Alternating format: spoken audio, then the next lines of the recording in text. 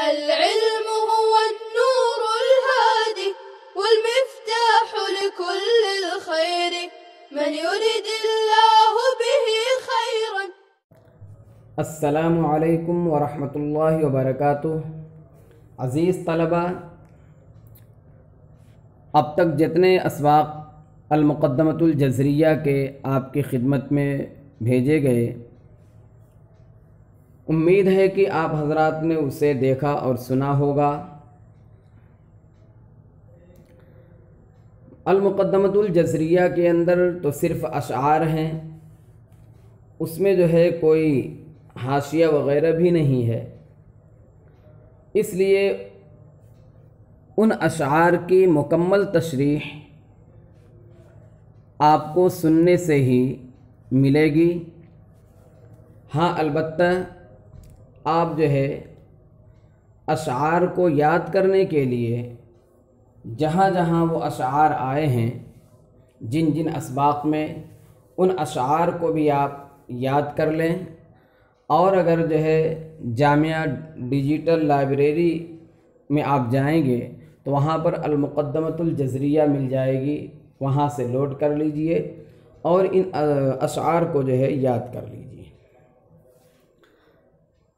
اب جو ہے یہاں پر آپ کی خدمت میں کچھ سوالات جو ہے پیش کیے جاتے ہیں کہ ان سوالات کو اگر آپ حل کر لیتے ہیں تو جتنی تشریحات آپ کے سامنے کی گئی ہیں انشاءاللہ وہ سب محفوظ ہو جائیں گی آپ کے ذہن میں، اور آپ کو ایک جو ہے اچھا خاصا ذخیرہ تجوید کے متعلق، مخارج سے متعلق مل جائے گا۔ تو شروع کے اندر آپ کو ان اسباق میں 2-3 اسباق تک تو آپ کو جو ہے علم تجوید سے متعلق ایک مبسوط اور تفصیلی مقدمہ پیش کیا گیا تھا۔ آج کے ان سوالات میں اس مقدمے سے کوئی تعرض نہیں کیا گیا ہے، کیونکہ وہ مقدمہ علم تجوید سے متعلق اور جو ہے علم تجوید کا ثبوت، اسی طرح سے جو ہے علم تجوید کا ماخذ وغیرہ جو بیان کیا گیا تھا، وہ صرف اس لیے کہ آپ چونکہ منتہی طلبہ ہیں تو آپ کو ان تمام چیزوں کی معلومات ہونی چاہیے۔ تو اب جو سوالات کیے جا رہے ہیں یہ اصل کتاب سے شروع کیے جا رہے ہیں، اور شروع میں آغاز کتاب کے عنوان سے بھی آپ کو بہت سی باتیں بتلائی گئی تھیں، یعنی اصل کتاب یقول راجی فی رب سامعی شروع کرنے سے پہلے ہی آپ کو جو آغاز کتاب کے عنوان سے چند باتیں بتلائی گئی تھیں جو بڑی ہی پرمغز تھیں اور جو ہے کتاب سے ربط پیدا کرنے کے لیے ضروری تھی۔ تو انہی کے متعلق چند سوالات آپ کو کیے جا رہے ہیں۔ آپ جو ہے ان سوالات کو اپنی کاپی پر لکھ لیں اور اس کے بعد جو ہے ان کے جوابات لکھنے کی کوشش کریں۔ اگر جو ہے آپ کے ذہن میں ان تشریحات کی اگر جو ہے کاپی ہے، یعنی آپ کے ذہن میں وہ تشریحات محفوظ ہیں تو آپ اس سے لکھ لیں، ورنہ وہ سبق جو ہے دیکھ لیں دوبارہ اور اس سے جو ہے اپنے ان سوالوں کا جواب حل کریں۔ تو چلیے، چونکہ سوال و جواب کے انداز میں یاد کرنے سے متن بھی اور اسی طرح سے تشریحات اور اس کی وضاحتیں بھی محفوظ ہو جاتی ہیں، اس لیے یہ سوالات آپ کی خدمت میں پیش کیے جا رہے ہیں، اور اس امید پر کہ اللہ تعالیٰ سے آپ جو ہے دعا بھی کریں کہ اللہ آپ کو ذوق عطا فرمائے اور آپ اسے لکھیں تاکہ آپ کا بھی فائدہ ہو۔ اور جامعہ نے جو یہ سلسلہ آن لائن اسباق کا شروع کیا ہے، اس کا مقصد یہ ہے کہ آپ جو ہے گھروں پر بھی بیٹھ کر کے جامعہ سے رابطے میں رہیں اور اپنے مقصد تعلیم کے اندر جو ہے منہمک رہیں۔ تو اس لیے یہ دونوں مقصد حاصل ہو، آپ کو کتاب بھی یاد ہو جاوے اور جامعہ کا مقصد بھی حل ہو جاوے، تو یہ سوالات آپ کو بھیجے جا رہے ہیں۔ بہرحال سوال اس طرح سے شروع کیا جاتا ہے کہ مصنف رحمۃ اللہ علیہ نے یعنی علامہ جزری رحمۃ اللہ علیہ نے اپنی کتاب کا آغاز بسملہ اور حمدللہ سے کیوں کیا؟ بسم اللہ اور حمدللہ سے یعنی بسم اللہ اور الحمدللہ سے کیوں کیا ہے؟ یہ تو آسان سا سوال ہے، اور یہ صرف جو ہے اسی کتاب کی خصوصیت نہیں ہے، بلکہ بہت سی کتابوں میں آپ کو یہ باتیں بتلائی گئی ہیں، ماقبل میں بھی اور آئندہ بھی یہ بات جو ہے بتلائی جاتی رہے گی۔ جب بھی کوئی کتاب شروع کی جاتی ہے تو یہ بات بتلائی جاتی ہے۔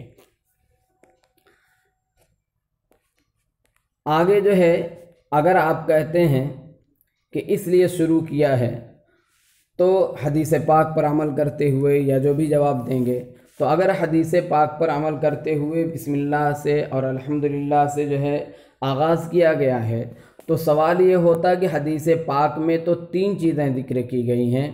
ایک روایت کے مطابق بسم اللہ ہے، دوسری روایت کے مطابق جو ہے حمد اللہ ہے، تیسرے روایت کے مطابق جو ہے ذکر اللہ ہے۔ تو ظاہر سی بات ہے کہ کسی ایک ہی پر عمل ہو سکے گا، کیونکہ جب کسی ایک سے ابتدا ہو گئی تو دوسرے سے ابتدا ممکن نہیں ہے۔ تو پھر جو ہے آپ اس کو ابتدا کی تقسیم کر کے اس کو کس پہ محمول کیا جائے گا وہ آپ لکھیں گے انشاءاللہ۔ اس کے بعد سوال ہے کہ امام جزری رحمۃ اللہ علیہ نے اپنی یہ کتاب منظوم کیوں لکھی، نثر میں کیوں نہیں لکھی؟ اور اس کا اگلا سوال ہے کہ اس مختصر سے رسالے میں کون سے مسائل بیان کیے گئے ہیں؟ مختصر رسالہ یعنی المقدمۃ الجزریہ کے اندر صرف 107 یا 109 شعر بیان کیے گئے ہیں، تو یہ 109 شعر جو ہے بالکل مختصر ہے، تو اس مختصر رسالے میں کیا کیا مسائل بیان کیے جائیں گے؟ اچھا، ابھی میں نے آپ کو کہا کہ مصنف نے اپنی کتاب کا آغاز بسم اللہ سے کیوں کیا ہے، لیکن ایک سوال یہ ہے کہ جزری کے قدیم اور معتبر نسخے میں بسم اللہ ہے یا نہیں ہے؟ اب جو ہے آپ اس کا جواب دے سکتے ہیں کہ ہے، لیکن بہت سے نسخوں میں نہیں ہے۔ تو سوال یہ ہوگا کہ بغیر بسم اللہ والے نسخوں سے کتاب کے خالی البرکت ہونے کا شبہ ہوتا ہے، تو اس کا جواب آپ کیا دیں گے؟ اس کا اگلا سوال یہ ہے المقدمۃ الجزریہ کے مصنف کا نام، کنیت اور لقب بیان کریں، اور یہ بھی بتائیں کہ وہ بین القراء کس نام سے مشہور ہیں۔ یعنی مصنف رحمۃ اللہ علیہ کے متعلق جو ہے 4 چیزیں آپ کو پوچھی جا رہی ہیں۔ ایک تو مصنف رحمۃ اللہ علیہ کا نام، دوسرے کنیت، تیسرے جو ہے مصنف رحمۃ اللہ علیہ کا لقب، اور چوتھے جو ہے یہ کہ مصنف رحمۃ اللہ علیہ یعنی علامہ جزری رحمۃ اللہ علیہ قراء کے درمیان کس نام سے مشہور ہیں۔ آخری سوال جو ہے آغاز کتاب کا ہے کہ امام جزری رحمۃ اللہ علیہ کے مختصر حالات بیان کریں۔ آپ کو جو ہے یہ ساری باتیں جتنے اس میں سوالات ہیں، یہ تمام سوالات کے جواب بہت تفصیل کے ساتھ آپ کو جو ہے اسباق کے اندر جو ہے بیان کیے گئے ہیں۔ اگر آپ کے ذہن میں ہے تو آپ لکھیں، اور نہیں ذہن میں ہے تو پھر دوبارہ جو ہے ان اسباق کو آپ سن لیں، اور سننے کے بعد جو اسے تحریر کریں۔ آپ اگر یہ تحریر کر لیتے ہیں تو آپ کے لیے ایک دستاویز ہو جائے گا، اور آپ کے لیے جو ہے کتاب کا سمجھنا اور یاد کرنا آسان ہو جائے گا۔ بہرحال تو یہ جو ہے آغاز کتاب سے متعلق چند سوالات تھے۔ اب اصل کتاب شروع کرتے ہیں۔ مقدمۃ الکتاب۔ یقول راجی عفو رب سامعی محمد بن الجزری الشافعی۔ اس شعر کے اندر اور اس شعر کے ذیل میں بہت سے سوالات ہو سکتے ہیں، اور اس میں تو صرف اتنی بات ہے کہ سننے والے پروردگار کی معافی کا امیدوار محمد بن جزری شافعی کہتا ہے۔ اتنا ہی مصنف نے ابھی بیان کیا ہے۔ اب جو ہے اس میں کیا کیا باتیں آپ کو یاد کرنی ہیں، جتنی باتیں آپ کو یاد کرنے کی تھی وہ سب آپ کو بتلائی گئی ہیں۔ تو بہرحال پہلا جو ہے سوال یہ ہے کہ اس شعر کا ترجمہ اور ترکیب نحوی کریں۔ بالکل آسان سی ترکیب ہے۔ دوسرا سوال ہے کہ اس شعر میں کیا بیان کیا گیا ہے۔ اسی طرح سے جو ہے تمام اشعار کے اندر، جزری کے تمام اشعار کے اندر یہ سوالات ہوتے ہیں کہ اس میں مصنف نے بیان کیا کیا ہے۔ جیسے ہم نثر کی کتابوں میں کہتے ہیں کہ یہاں سے یہاں تک کی عبارت میں مصنف نے یہ بیان کیا ہے، فلاں چیز کی تعریف کی ہے، فلاں چیز کا مسئلہ بیان کیا ہے، تو اسی طرح سے جزری کے اندر یہ آپ سے پوچھا جائے گا کہ اس شعر کے اندر مصنف نے کیا بیان کیا ہے۔ پھر اس کے بعد دیکھیے سوال ہے کہ فعل ماضی کے بجائے یقولو فعل مضارع کیوں استعمال کیا؟ یعنی مصنف نے تو بہت پہلے کہا تھا لیکن پھر جو ہے قال راجی ہونا چاہیے تھا، تو یقول راجی کیوں ذکر کیا ہے؟ تو اس کا آپ جواب دیں گے۔ اچھا ایک بات اور ذہن میں رکھیے گا کہ اگلا سوال جو ہے غور کریں گے تو اس سے جو ہے پچھلے سوال کا جواب بھی مل جائے گا بہت سے سوالات میں۔ تو سوال یہ ہے کہ خطبہ الحاقیہ اور خطبہ ابتدائیہ کسے کہتے ہیں؟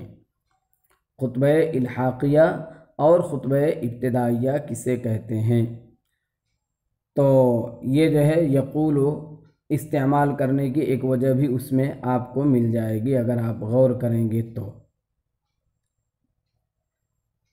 اگلا سوال ہے کہ عفو پر فتحہ پڑھنا کیسا ہے اور کیوں؟ یعنی یقول راجی عفو ربن آپ پڑھتے ہیں تو عفو ربن بھی پڑھا جا سکتا ہے، لیکن اس کا پڑھنا کیسا ہے اور کیوں ہے وہ آپ کو تشریح کے اندر بتلایا گیا ہے۔ رب کس کو کہا جاتا ہے؟ لفظ سامعی کو کتنی طرح سے پڑھا جا سکتا ہے؟ اسی طرح سے محمد بن الجزری میں محمدو کی ترکیبی حیثیت خاص طور سے واضح کریں کہ یہاں پر جو ہے محمد یہ ترکیب میں کیا واقع ہو رہا ہے۔ اگر جو ہے آپ اگلا سوال دیکھتے ہیں اور اس کو توجہ اس پہ کرتے ہیں تو اس کا جواب بھی مل سکتا ہے۔ سوال یہ ہے کہ بدل اور عطف بیان کسے کہتے ہیں؟ اس کے بعد سوال ہے الجزری میں یا کون سی ہے؟ الجزری میں یا کون سی ہے؟ جزیرہ کسے کہا جاتا ہے؟ یہ بھی ایک سوال ہے۔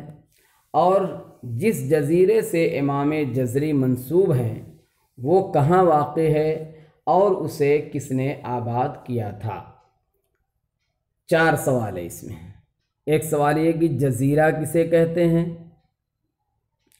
دوسرا یہ کہ جس جزیرے سے امام جزری منسوب ہیں وہ کہاں واقع ہے، اور تیسرا سوال ہے کہ اسے کس نے آباد کیا تھا۔ تو اس سوال میں 3 اجزاء ہیں۔ ایک تو جزیرہ کسے کہتے ہیں یعنی جزیرے کی تعریف کیا ہے، اور امام جزری جس جزیرے سے منسوب ہیں وہ جزیرہ واقع کہاں ہے، اور تیسری ایک اس جزیرے کے آباد کرنے والے کون ہیں۔ پھر اس کے بعد ہے کہ الشافعی پر کتنے اور کون سے اعراب پڑھے جا سکتے ہیں اور کیوں؟ محمد بن الجزری الشافعی پر کتنے اعراب ہو سکتے ہیں اور کیوں ہو سکتے ہیں، اس کی وجہ کیا ہے؟ اگلا سوال ہے کہ ناظم رحمۃ اللہ علیہ نے، ناظم علام نے جو پہلا شعر ذکر کیا ہے یقول راجی عفو رب سامعی محمد بن الجزری الشافعی، تو محمد کے ساتھ 2 چیزیں لگی ہوئی، جزری اور شافعی۔ تو ناظم علام کو جزری اور شافعی کیوں کہتے ہیں؟ اچھا، آخری سوال اس شعر کا یہ ہے کہ مصنف رحمۃ اللہ علیہ نے بسملہ کے بعد حمدلہ سے پہلے اپنا تعارف کیوں ضروری سمجھا؟ آپ دیکھ رہے ہیں کہ مصنف نے پہلے بسم اللہ الرحمن الرحیم لکھا ہے، پھر اس کے بعد جو ہے یقول راجی عفو رب سامعی محمد بن الجزری الشافعی یہ شعر استعمال کیا، پھر اس کے بعد کہا ہے کہ الحمدللہ وصلی اللہ علی نبیہ و مصطفیٰ، یہ آپ کو نظر آ رہا ہے۔ تو یہ دوسرا شعر ہے۔ تو سوال یہ ہے کہ مصنف رحمۃ اللہ علیہ نے بسملہ کے بعد اور حمدلہ سے پہلے اپنا تعارف کیوں ضروری سمجھا؟ یہ تو خلاف ادب معلوم ہوتا ہے، بسم اللہ کے بعد جو ہے الحمدللہ ہونا چاہیے۔ تو اس سوال کے 6 جوابات دیے گئے ہیں، 6 جوابات، آپ کم از کم 2 جواب ضرور لکھیں۔ اگر جو ہے آپ نے ان سوالات کو حل کر لیا، انشاءاللہ آپ کو یہ آغاز کتاب سے متعلق جتنی باتیں تھیں وہ بھی، اور یہ پہلا شعر جو ہے آپ کو ما لہ و ما علیہ کے ساتھ بالکل اچھی طرح سے یاد ہو جائے گا۔ اس امید پر آج کا یہ سبق ختم کرتے ہیں کہ انشاءاللہ العزیز آپ جو ہے ان سوالات کو اپنی کاپی پر، نوٹ بک پر جو ہے نقل کریں گے اور اسے لکھنے کی، اس کے جوابات کے لکھنے کی جو ہے کوشش کریں گے۔ جو جوابات آپ کو بالکل اچھی طرح سے اور جو ہے یقینی طور سے یاد ہوں گے اسے آپ لکھیں، اور اگر آپ کو یاد نہیں ہے تو اس سے متعلق جو سبق ہے وہ سبق جو ہے دوبارہ سن لیں، اور سننے کے بعد یہ سوالات جو ہے حل کریں۔ امید ہے کہ آپ میری اس ہدایت پر اور جامعہ کے منشے پر جو ہے آپ عمل کریں گے۔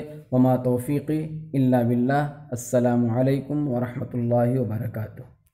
السلام عليكم، لا تنسوا الاعجاب بالفيديو والاشتراك في القناة تشجيعا لنا لنستمر بنشر المزيد إن شاء الله.